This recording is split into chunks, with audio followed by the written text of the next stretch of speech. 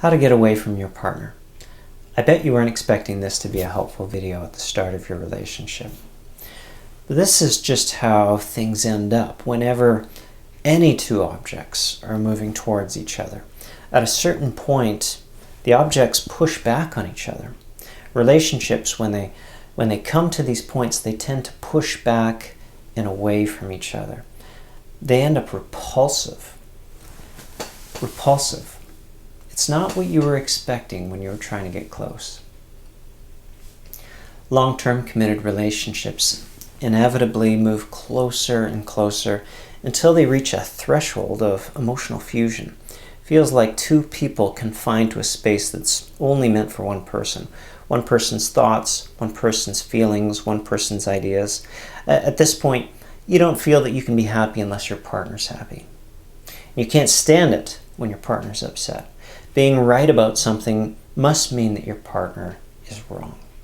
When one partner chooses, the other feels controlled. It can seem like the only way out of this emotional fusion is to get away from each other. Couples assume that all of this means that somehow something went wrong. But what if this is what happens when a relationship is going well? When we get closer, when our partner becomes more important to us, when our commitment deepens. Couple psychologist David Schnarr suggests that no one is ever ready for this, marriage or long-term committed relationships. But when we inevitably come into fusion dynamics, each partner is confronted with a growth challenge. This differentiation challenge started when we began to choose differently from our parents, which was a big step, but we could eventually afford to get away from them. We needed a long-term committed relationship, a lifelong relationship that we couldn't get away from to complete the job. Now, differentiation isn't really about getting away from your partner.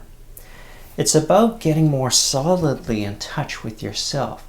It's the ability to hold on to yourself even under the very close pressure of a long-term committed relationship.